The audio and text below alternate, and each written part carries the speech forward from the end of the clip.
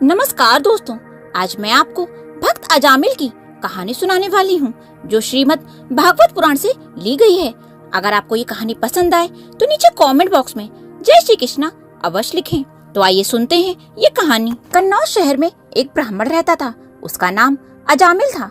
अजामिल में श्रेष्ठ ब्राह्मण के सारे गुण मौजूद थे। वो बहुत ही ज्यादा शास्त्रज्ञ, शील और सद्गुणों वाला व्यक्ति था। सर्वगुण संपन्न अजामिल की जितनी भी तारीफ की जाती वो कम थी। उसने संत महात्माओं और गुरुओं की पूरे दिल से सेवा की थी। एक बार वो फल फूल लेने के लिए वन में गया। वन से वापस लौटते समय रास्ते में उसने एक व्यक्ति और एक औरत को देखा। वो दोनों मदिरा पान कर रहे थे और दोनों एक दूसरे के साथ वासना में लिप्त थे। दरअसल वो एक वैश्या थी। यह सब देखकर अजामिल का मन भी भ्रमित हो गया। पूजा पाठ से उसका मन उठ गया।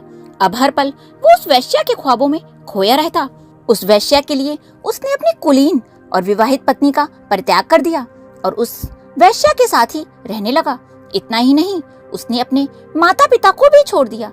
उसने उस वैश्या के लिए पिता की सारी संपत्ति बेच दी। उस वैश्या को खुश करने के लिए वह सुंदर सुंदर वस्त्र व आभूषण लेकर आता। उसके साथ रहते रहते वह सारे बुरे कर्म करने लगा। उसकी इच्छाओं को पूरा करने के लिए चोरी करता, जुआ खेलता, यहाँ तक कि लोगों को लूटने का भी काम करने लगा। वो अपनी राह से पूरी तरह भटक चुका था। एक बार कुछ संत उसके गांव में आए। उन संतों ने कुछ लोगों से पूछा, क्या इस गांव में कोई ब्राह्मण है जिनके यहाँ हम रात्रि में विश्राम कर सकें? इस पर गांव वालों ने उनका मजाक बनाते हुए कहा, हमारे गांव में एक ही श्रेष्ठ ब्राह्मण है, उसका नाम अजामिल है। वो भगवान का इतना बड़ा भक्त है कि वो गांव के अंदर नहीं, गांव के बाहर ही रहता है।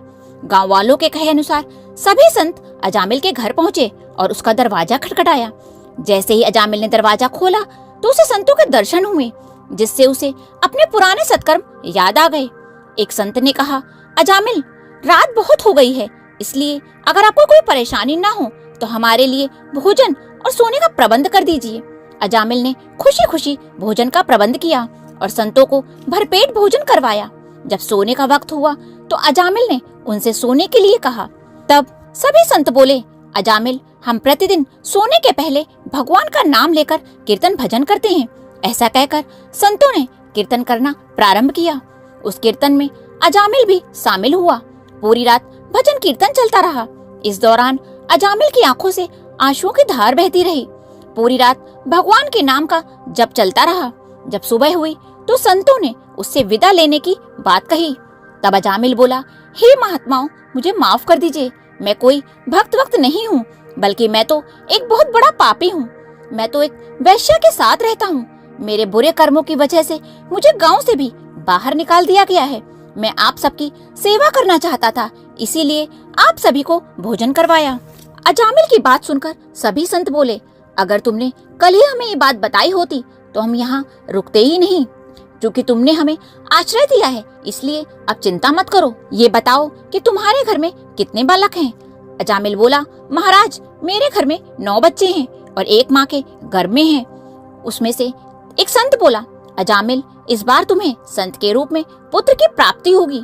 तुम अपने उस पुत्र का नाम नारायण रखना। जाओ, तुम्हारा कल्याण हो जाएगा। कुछ महीनों के बाद अजामिल को एक पुत्र हुआ। उसने उसका नाम नारायण रखा। अब हर वक्त अजामिल नारायण के नाम को पुकारता रहता। अजामिल को अपने उस पुत्र से बहुत अधिक प्रेम था, जिसकी वजह से वो बार बार उसका नाम लेता रहता। इस तरह से उसकी जिंदगी के 88 वर्ष बीत गए, लेकिन अजामिल को इस बात का बिल्कुल भी बोध नहीं था।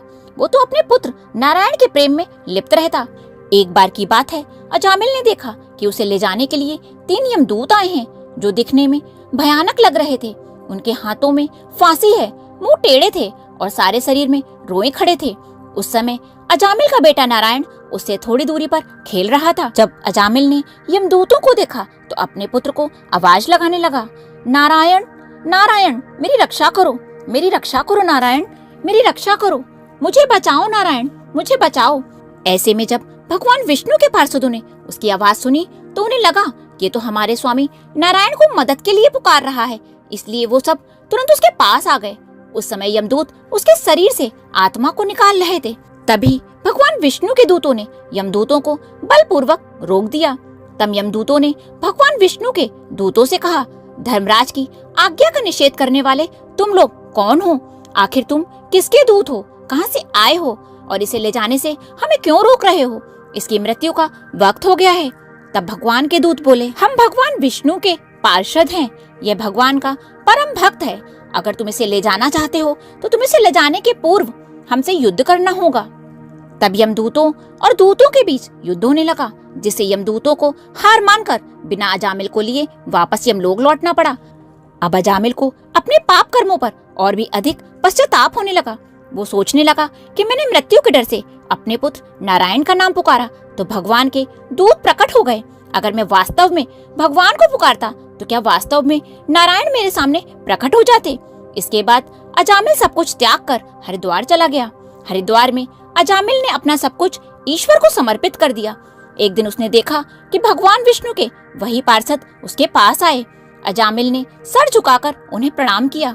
उनके दर्शन पाने के बाद उसने वहीं गंगा के किनारे अपने शरीर का त्याग कर दिया और भगवान के पार्षदों का स्वरूप प्राप्त कर लिया और बैकुंठ लोक को गया। दोस्तों, इस कहानी से हमें ये शिक्षा मिलती है कि अगर हम भगवान का नाम बार बार पुकारें तो भगवान को हमारी रक्षा करने के लिए स्वयं आना ही पड़ता है। बोलो विष्णु भगवान की जय।